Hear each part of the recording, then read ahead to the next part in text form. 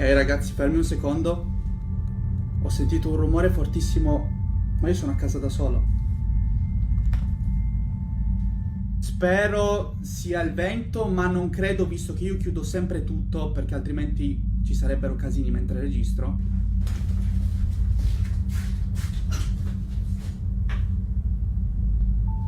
No, non è possibile. Ragazzi, no, adesso vi devo far vedere. No, vi giuro, raga, non è possibile.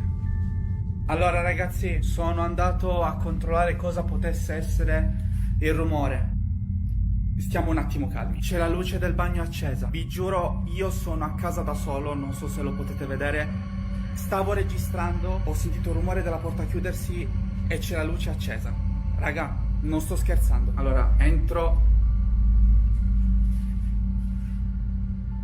එක පාරටම හයියෙන් දොරක් වැහෙන සද්දයක් ඇහෙනවා. මේ මොකක්ද කියලා බලන්න එතෙන්ට යනවත් එක්ක එයා දකිනවා යාගේ බාත්රූම් එකේ දොර වැහිලා ඒක ඇතුලේ ලයිට් එකක් ඔන් වෙලා තියෙනවා. හැබැයි යා කියන විදිහට එහෙම දෙයක් වෙන්න බෑ කියලයි. මොකද එයා ගෙදර තනියම ඉන්න නිසා මෙහෙම දෙයක් වෙන්න බෑ කියලා එයා තරයේ කියනවා. මෙයා බාත්රූම් එකේ දොර ආයෙත් ලොක් කරලා ලයිට් එකත් ඕෆ් කරලා යාගේ කාමරයට යනවා. එයාට එතන කිසිම විදිහකට සැක කරන්න තරම් දෙයක් තිබ්බේ නැති නිසා එයා යාගේ ගේම් එක ගහන්න පටන් ගන්නවා. ඒත් එක්කම මෙන්න Ok ragazzi, rieccoci. Non so cosa sia successo. All'improvviso la porta del bagno si è chiusa.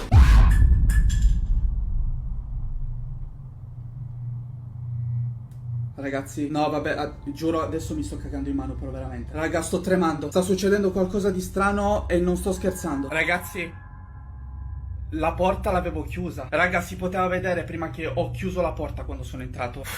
No, raga, vi giuro. Che cavolo sta succedendo?